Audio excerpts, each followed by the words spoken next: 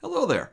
Welcome to my video. This is going to be a review of the Mobiscribe Wave, a very interesting device. I've had a lot of fun getting to know this device and just kind of thinking about it, and hopefully that comes across in the video as well.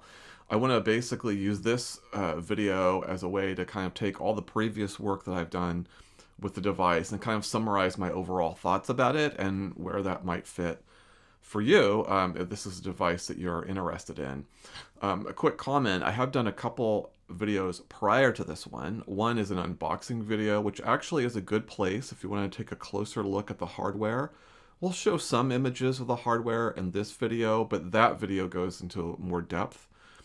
In a similar fashion, I have a second video, which is a visual tour of the user interface. And so that's a really in-depth look at how the UI of the device works, how some of the native apps in the device work. Again, we'll cover a few things in this video that wasn't covered in that video, but for sure, if you're curious of what it's like as a user experience, you want to go to that video and you'll get a first-hand look at that. But this is really more focused on the culmination of those videos and my time with the device and what my thoughts are about it. Now, I think before I start going into the review itself, I think a lot of context actually is super helpful here, and it really frames my review. We'll start off looking at the context from a marketing perspective, and I've gathered a few comparisons or comps that I think are relevant, and as I walk through, hopefully that will become apparent of why I've picked these particular devices. And we'll start with a Kindle Paperwhite, which we have here on the graphic. The Paperwhite is just an e-reader. The Mobiscribe Wave is both an e-reader and a note-taking device. So they are different devices in that sense. Both, you could read Kindle on either of them, however, and they're both waterproof. So they strike me as both being solid devices that you could take on travel and feel fairly secure about it holding up to the rigors of travel. I think that's why the Paperwhite is a good comparison. And I think if you have the Kindle Paperwhite, one of the things you may want to look to if you're thinking of getting a note-taking, this might be a device, the Mobiscribe Wave that is, that you'd want to consider. So that's one reason why I put that as a comp. So that's one edge of the marketplace. Let's look at, since we're starting with Kindle, let's look at Kindle's only device, which is both an e-reader and an e-note taker, and that's the Kindle Scribe. And we have that here on the graphic, and you can see the stats there. It's much more expensive at $365, including a case. About 16 gigabytes of storage, isn't waterproof, but it is an interesting comparison. So again, if you have a Kindle Paperwhite and you're thinking of moving to note-taking, obviously you're going to think about the Kindle Scribe. So that's what makes that a good comparator as well. I want to throw in there, outside of the Kindle ecosystem, I want to throw in the Books Nova Air as well. At $330, 32 gigabytes of storage, not waterproof. Why this particular device? I think that the Nova Air essentially is the bottom of the premium market. And I'm going to go into detail about what I mean by that. But it's a good comparator. All the other, in my opinion, premium e-note-taking devices are more expensive than this device. So it's a good reference point for the Mobiscribe Wave. And finally, here's the Wave itself. And here's how it fits in that amongst all these comparators. Obviously more expensive than the Paperwhite, but you're getting much more storage. You're getting the ability to read books not only on Kindle, but on other apps. You're getting a slightly larger screen.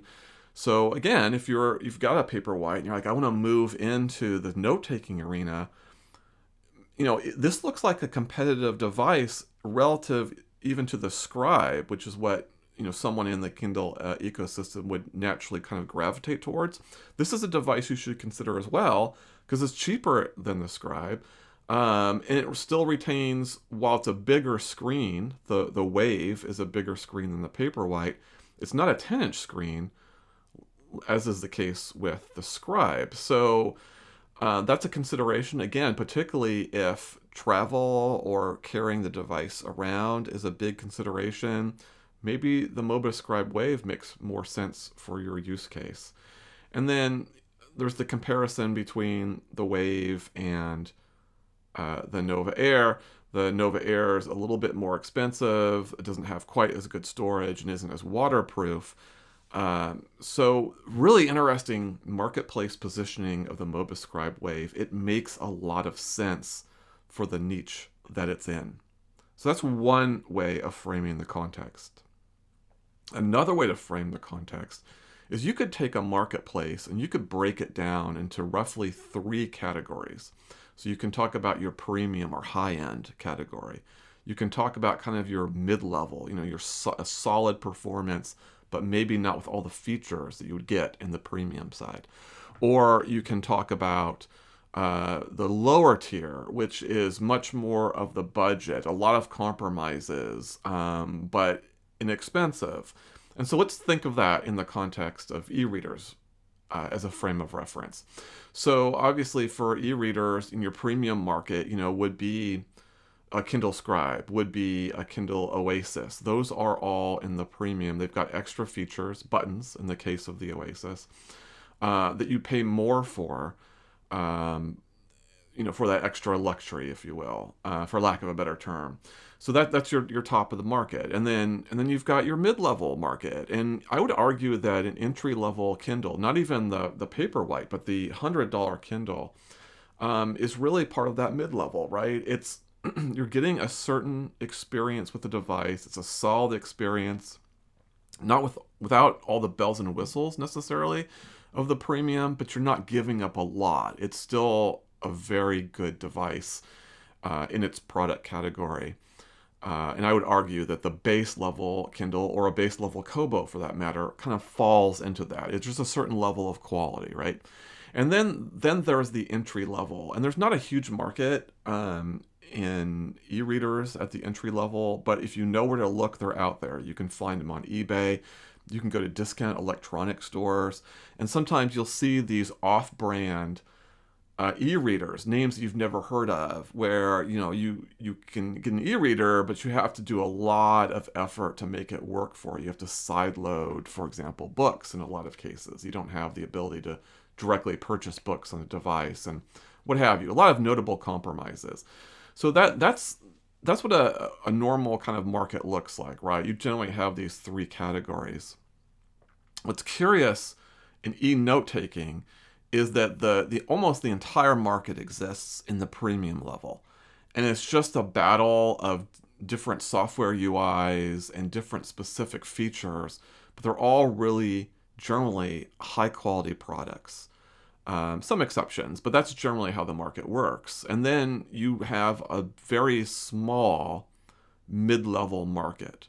And this is where I would argue that the Mobiscribe Wave exists. And then finally, there's nothing in the budget or entry-level market. Now, some people may say, well, wait, Jeff, if the Mobiscribe Wave is basically the roughly the cheapest e-note-taking device that you can buy, and that's in terms of price, is what I mean by cheap, not the quality of the device. Isn't that entry level by definition? And yes, it is from that perspective, but I don't like that at all, because the Mobiscribe Wave to me feels like a mid-level device. There are certain compromises that you see from premium devices to the Mobiscribe, but it's not entry level at all. And hopefully that will make sense as we go through some of the details of the review. But I'm going to review it from this perspective of a mid-level device, because I think that's what this device is, and it's the best frame of reference for it, even though technically it kind of is entry level just based on the price alone. So I hope that makes sense, and I'll try to reinforce that as we go through the review itself, but to put it in the proper context. But I think that's really important in terms of framing what this device does and how well it does it. Okay, with all that foundation set, hopefully you've got the right frame of mind. Let's go into the details of my review on this device. All right, so now that we're actually getting into the review, we're going to start with hardware. I'm going to give the pros and cons of the hardware. And I'm going to start with the case. And here it is in all its glory. It's a nice case. This is a great example of where that delineation between premium and mid-level is super important. So if I were reviewing a premium product, I wouldn't call this a pro of the device, this particular case. And the reason why is at this point, I expect a good case in the premium market to be a magnetic case, right? So that's a case where you could easily pull the device in and out. The magnet holds it securely in place, but it's easy to remove it so you can read on the device without the case being on, which is nice because you shed some weight in doing that. And yet the case still has a nice feel to it. That's a premium type of a case. This is not a magnetic case. It's a snap-in case, as you can see here around the edges. So if I were rating this as a premium device, I wouldn't rate this as a pro. I probably wouldn't go as far to call it a con, because the cover is still pretty good in this case. It's, even though it's snap-on, it's easy to pry out the device. See if I can do this on screen. So I can just take these two corners and just see, look at that, just flips it out and it comes right out. You know, and I did that at an awkward angle. That's how easy the device is to pull out. For reference, one time I had a pocketbook e-reader device. Loved the device itself. It was an amazing device to hold, but that's for a different review. But it had a case, and it had a snap-on case. And once I put that case on, I could not get that case off. And maybe if I pried really hard, I could have gotten it to work. But I didn't want to take the risk of having to potentially break either the case or the device. So that was not a good case. That's not the concern here. This device can slide right out with just a minimal effort. So I think that takes it into the positive category for a mid-level case. It has a nice kind of textured look to it. It actually feels smooth, so the touch is fine. It's nothing notable. I will note the holder here for a stylus. So you can see there's actually a little stylus holder within the magnetic holder. And the idea being is that if you didn't like this stylus, and we will talk about the stylus in a bit, you could pull it out, and then you could use another stylus. In this case, I've got one of the books styluses, one of my least favorite styluses. But you could put this in here, and it holds it just fine. A nice feature of the case. And I can shake it, right? It's going to hold pretty nicely without being too strong of a magnet. I can easily, whoops, easily open the case, and what's like about it, I can close it and it just closes automatically. So I like the case. Again, for a mid-level device, I think this is a solid case. Feel great about having this, traveling with this case. So it gets positive marks from me for that.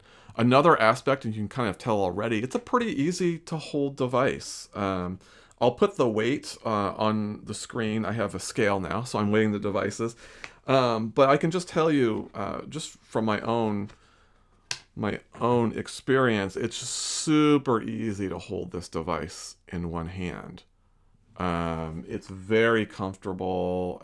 It's got a relatively nice tacky back. It's not particularly special in that regard, but it's just the weight of it and how it balances the weight. I find it quite comfortable, and I would list this as a pro as well. Now, if you had smaller hands, I mean, here's my hand. I think I measured from the thumb to the pinky. I think it's somewhere around 8 inches or roughly 20 centimeters, if I remember correctly. So that gives you some reference. So if you had a much smaller hand, that might be less of a pro. But for me, holding it is super easy. And particularly given its size, at an 8-inch screen, I think it holds really well. It's waterproof. We've mentioned that already. And again, I think that just feeds into what a nice travel device this is. And it has, and we talked about this in the hardware segment, a front light button. So if I click on this button, front lighting turns on. Click it, it turns off. I would almost call that a premium feature, the front lighting button. I really like it. I think it's a smart idea. And I wonder if in the future, in more premium devices, we'll see the return of some buttons and maybe even programmable buttons.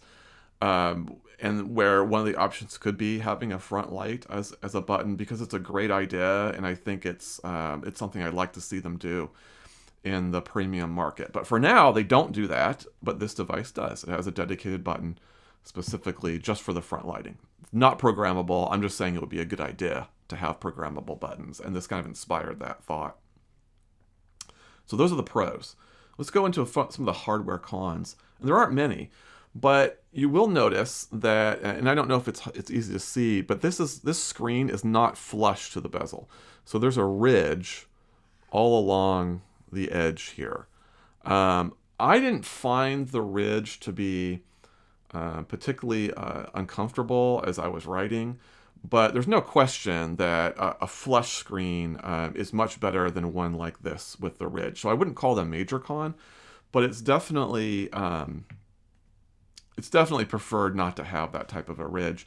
And if this were a premium device, this would be a significant con. But at mid-level, it's a tolerable con, in my opinion. I would argue that the worst feature of the device from a hardware perspective is the stylus. And here it is. It's a usable stylus. It's not terrible.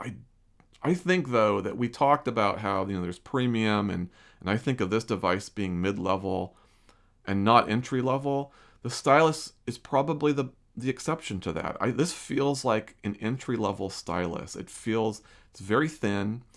It does not feel sturdy at all. I do like the fact that it's got a hexagonal shape. I prefer that than a smooth type of a stylus, although this actually is a tri. So this one's actually not too bad. But so I do like some aspects of the stylus, and the eraser's okay, but I do think this is probably the weakest element of the hardware, and I think the people who made the Mobiscribe, made the cover in particular, were very aware of that, because I think the fact that they created that flap was knowing that a lot of people would want to upgrade their stylus. Quick comment, which I forgot to mention earlier about that. I noted how we could put this type of a Books stylus, and I think any stylus from Books actually would fit well, because they all roughly have the same diameter. But thicker styluses will not work in that cover. So this is the Lamni All-Star, which is a fairly popular stylus. This is too thick for the cover. So this would not work in the magnetic loop on the cover. So just be aware of that. You do have to do something this or smaller. So that's my review of the hardware. Solid device overall. Again, from a mid-level perspective, the pros and the cons make sense. And given where I'm placing this in the market and where it is placed from a pricing perspective, it's a really good device for what it is. It's not premium, particularly around the ridge and the stylus and the case. I wouldn't call the case premium, but outside of that, it has a lot of features. The lightness of it, the waterproof, which is very unusual. You don't see that hardly at all in the premium market. And that front light button is such a small thing, but it's really cool. So I appreciate that. So tons of kudos ultimately for this device. It does very well for its product category. Okay, so having covered the hardware, let's go into the software, and we'll start with a bang. And I went into some detail on this on the tour video, but the note-taking app is a premium app. There's no question about that. I was surprised in particular to see the fact that you could search on handwriting and how powerful that was. Books is the master of searching on handwriting, and no one else really has done particularly well in that regard, in my opinion. this device challenges books. Now, I haven't done an actual comparison between this and books. I didn't feel the need to do that. But I can just tell you anecdotally, based on my experience, it's right there toe to toe with them. And I was super impressed. I was super impressed with the detail that's available in the note-taking app. It's for this product category, this note-taking app is more than enough than what you need. So super kudos for that. The UI, I would call, is also a strength of the device. It's not a complicated UI, but it's just got a nice smooth flow to it. It's not too complicated, but it's not too simple either. It's easy. It's super easy to learn and to navigate. Yeah, I think they did a really good job with the UI. I'm going to call that a pro. I wouldn't call the UI premium, but for its product class, perfect. It's got Google Play. It actually comes with its own store, which has most of the reading apps, so you're pretty much fine from that perspective, but you can also install Google Play, and that kind of opens up things that the devices can do. So that's a big plus. And again, for mid-level, that's a fantastic feature to have. And the battery life, I haven't measured the battery life in terms of usage, but I have measured it in terms of standby time, and it burns about 2% a day on standby. So if you fully charge your device and you didn't touch it, and you left it on standby, and standby is where you just press the power button, and then it just takes a few seconds to turn on, like that, you can get 50 days out of it, which is pretty good. I didn't measure in detail the actual usage, but I've been shooting all these videos over the last few weeks and kind of using the device, not extensively, but quite a bit. And I haven't charged it yet. And we're just past the halfway point on the battery life. So it's got pretty solid battery life. So without being able to share numbers with you and going through any deep analysis of it, I can just tell you anecdotally, the battery life seems perfectly acceptable for me, and I'm going to list that as a pro. A little more cons though here on the software side, and we'll start with PDF viewing. And I should say, in a little bit of sake of fairness, that PDF viewing on an aided screen, you're already asking for trouble as it is. I really think that if you're really into PDFs and that's an area of focus or marking PDFs, you should be looking at 10-inch screen or maybe even 13 inches in some cases, not an 8-inch screen. So it's not really a con in the sense that I wouldn't expect a device in this class of this size to be good. So you have to take that with a grain of salt. Having said that, I didn't think the PDF app was all that special. It's certainly, you could feel it unlike the note-taking app, which goes blow to blow against premium devices. I didn't feel that same way for the PDF app. It's definitely mid-level, maybe even not quite there. Wasn't very good. And I do list this as a con ultimately because they've got a user manual on the device that actually makes use of their PDF reader, and everything's really small. I mean, you can read it if you work at it, but it's not a great experience. And so I'm going to ultimately put this as a con because they're highlighting their PDF viewer because that's the way they inserted the manual. So so that's something to keep in mind. I would not buy this device, frankly, if PDF viewing was a major reason why you were interested in it. Ghosting is more prevalent on this device than it is, say, on the Paperwhite, which is more optimized to get rid of ghosting, or certainly in premium devices that are black and white. The ghosting is present here. It's not a major con. It's something you notice, but it's much more muted and in the background. So for me, I can tolerate that, and I list it as a con, but I don't list it as a significant con. However, if you're someone that's sensitive to ghosting, you hate ghosting, it really bothers you to have it, then this device isn't going to be for you. It has some ghosting. I just personally don't think it's a huge deal, but if that's a deal breaker for you, then it's going to be this device. It would not work for you. It is a touch sluggish. I don't want to. I wouldn't call it sluggish outright. It's just a little bit slow, and you actually kind of saw that a little bit as I powered on the device. I mean, there's just a little bit of a delay. I think for its product class, that's perfectly acceptable, but it's something you do notice. You would notice it more, I think, going from the premium device to this device than if maybe you were a Kindle owner, you owned a Paperwhite, and you were moving up. You wouldn't notice it as much, but I still think you'd notice it. It is something you would notice ultimately, and so I think it is valid to add that in as a con. But not a significant con. I think as a mid-level, it's an acceptable trade-off in my mind, but still worth noting. And then the last thing, and probably the biggest thing, and I don't know if this is a user error or not, but how do you add files to the device? I'm a little concerned about that with this device. Now, if you're using an app like Kobo or Kindle, fine, there's no issues there, right? Because you're using the app to download books, and that's going to work fine. So that's a non-issue. I'm talking about if you're loading EPUB files or PDF files. How do you do that? Now, if you go onto their website, they basically indicate, well, you can just use the USB plug, and it'll show up in File Explorer, and then you can move files over. That's how devices like Supernote and Books and BigMe, they all work like that. If I plug those into my computer, I can see the file structure on my computer, and I can just drag files. Perfect. And in theory, I should be able to do that with a Wave as well, but it didn't work. So when I tried it on my computer, I could see the Wave. The computer recognizes the device, and it says Wave.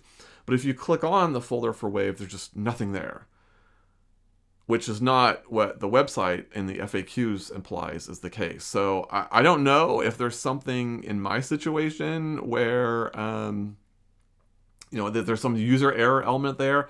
It just strikes me if I can do this with my other devices, then maybe it isn't a user error.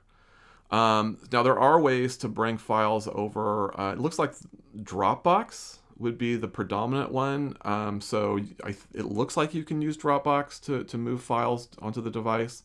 So there is a way. It can be done, but that strikes me as a weakness. I don't see attaching a device to my computer so I can move files to it as a premium feature. To me, that's something I would expect a mid-level to do. So this, along with the stylus, really are the two features of the device where even as a mid-level, I kind of go, that's really substandard in my mind. But that could be fixed with a future software update. So perhaps that will be addressed in the future. But I can only review what I've got in front of me right now. And for now, this is the most significant con that I can see.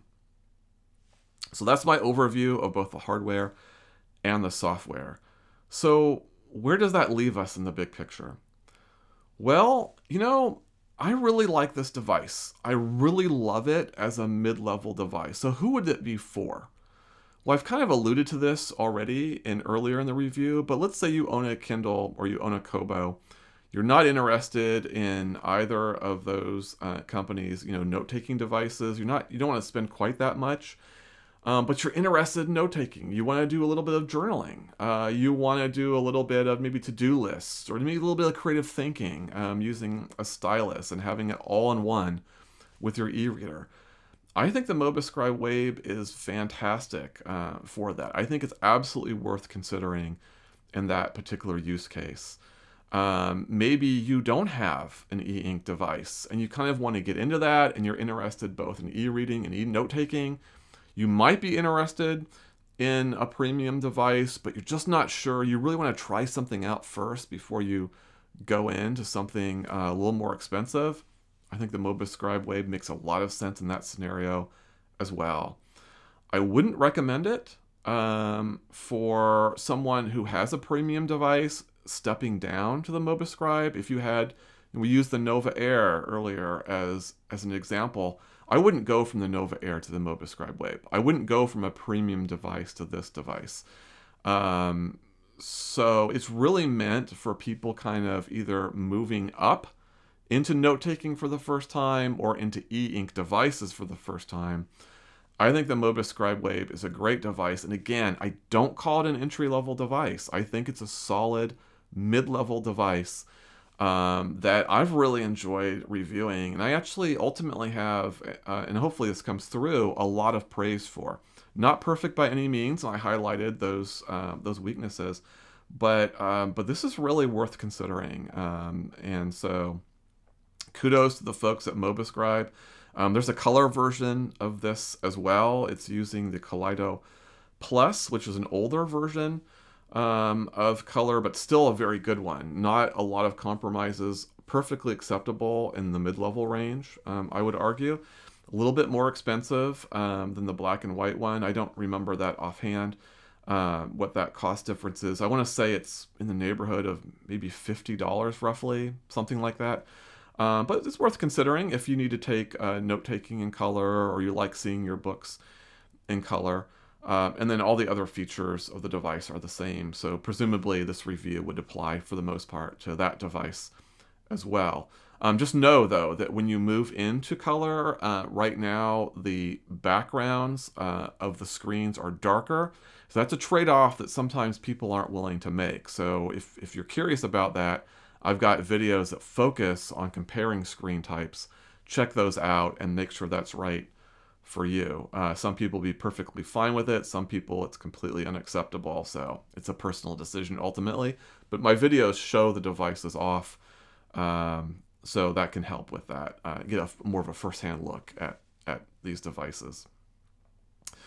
So that is my overall review. I'm going to take a few minutes now to talk about a couple features and looking at the device that we didn't cover in other videos. And then we'll talk about my idea for giving this device away. Okay, just wanted to share a few things about the device that wasn't able to cover in some of the previous videos. And so first off, if you look at the device on the right, that's the Mobiscribe Wave. And this is an example of some of the ghosting that can be apparent. You can see this is basically, these are both displaying the same page. But you'll notice that there is a little bit of a legacy of the cover art.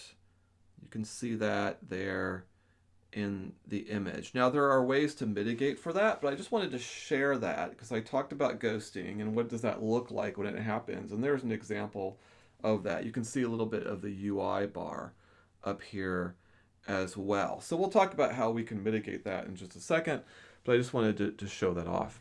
Now I've got the Kindle Paperwhite here on the left, and again the Mobiscribe Wave on the right. So I thought we would just do an example of page turning just to get a sense of how these particular devices differ. Don't focus on the fact that there are different fonts, right? So we can see right here the Paperwhite has a larger font here. It's a little smaller over here on the Wave. All that can be manipulated.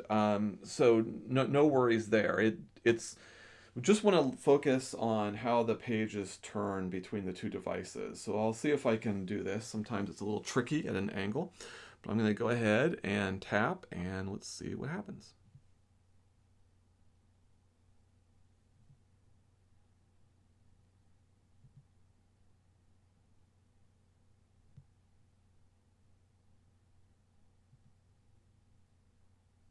Okay. So that flash got rid of the ghosting and it looks fine. So you can see that it's not as fast. That is, the Wave is not as fast as the Paperwhite. Let's take a couple more page swipes. But it's not that slow either. It's just a step behind. Okay. Now there are things we can do about that. So let's go ahead and we'll get out of here.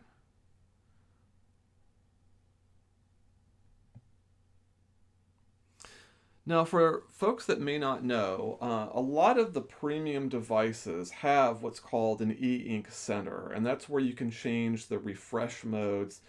And that's particularly important when you're dealing with apps from Google. Google apps are not necessarily optimized for an e-ink screen or for a given device. And so the ability to use these different modes allows you to get the best performance you can out of any given app on the device. Now, the way that the Mobiscribe Wave does the e-ink center is a little different than how others do it. A lot of premium devices, you swipe down and that option's available, or there might even be a shortcut above. Here, you actually have to long press on the app, and let's go ahead and do that now. So we're going to long press on the Kindle, and then you end up with this menu, and we're going to click on Optimize. And those are what they're calling optimization modes. And you can pick from 4 modes. These are all preset modes, and then there's a custom mode. Let's start with fast, and let's see what that looks like as it relates to the Kindle. Let's go ahead and I'm going to click these on at the same time, just like before.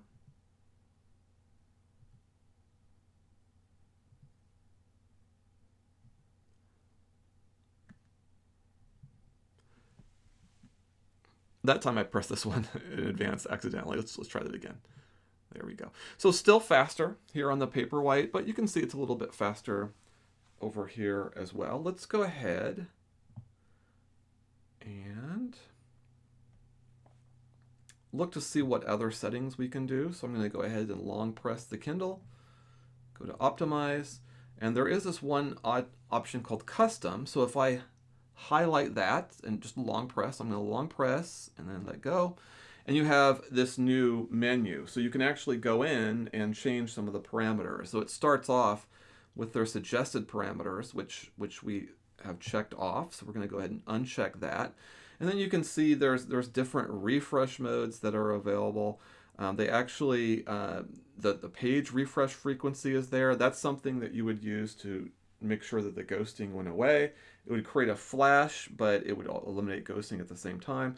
And then there's some additional features here as well. So there is some ability to go in, and let's go ahead and click on reading just to see how that one looks. We're not going to go over all the combinations. I just wanted to make folks aware that these were there. All right, let's see how the reading balances ghosting and page turning.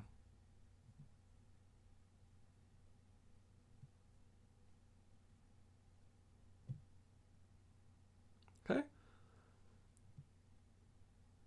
So again, we still see that the wave is a half step slower, but it has taken care of the ghosting. And that's one of the points I wanted to relay, is that you can use those modes on the various apps to kind of minimize or even eliminate ghosting. And I think this one does a really good job of that. There's no flashing, and the page turns are, a little slower than with the Kindle, but still quite acceptable. Very minimal delay. Okay, so there you go.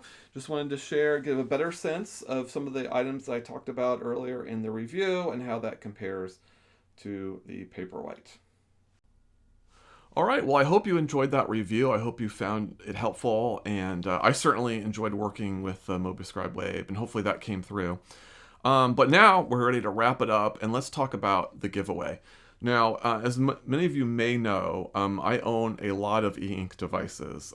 So as much as I like this device, I really don't have any room for it in my world. I don't travel a lot. When I do travel, I'm not generally looking to read. I'm looking to travel and experience new things. So that particular aspect of it doesn't work for me. I have a premium note-taking device. I've got a whole video about the devices I use. So if you're curious about that, you can check that video out. But this one really doesn't fit in for me. And so I'm going to give it away.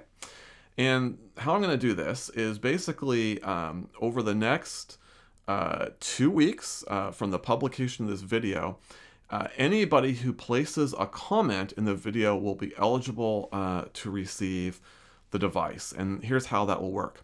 So once the 2-week period is over, I'm going to go ahead and create a random number generator and basically randomly put the order of the people who have posted comments in there. And the top person would be the winner of the device. And I'll reach out to that individual. If you live in the United States, I will cover shipping. If you're international, then we'll have to work that out. You'll have to cover the shipping in that particular instance.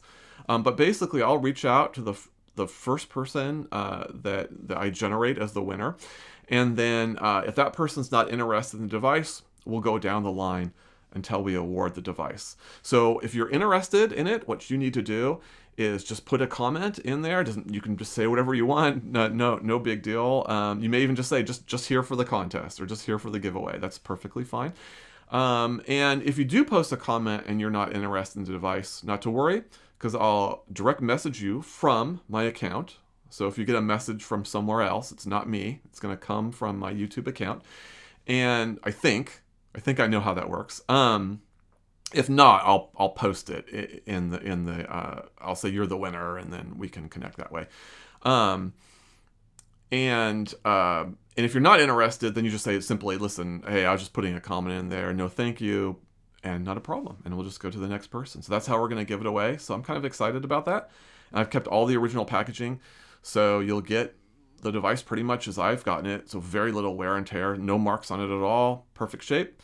So good luck to any of you that are out there trying to win the device. I'm looking forward to giving this away to a good home.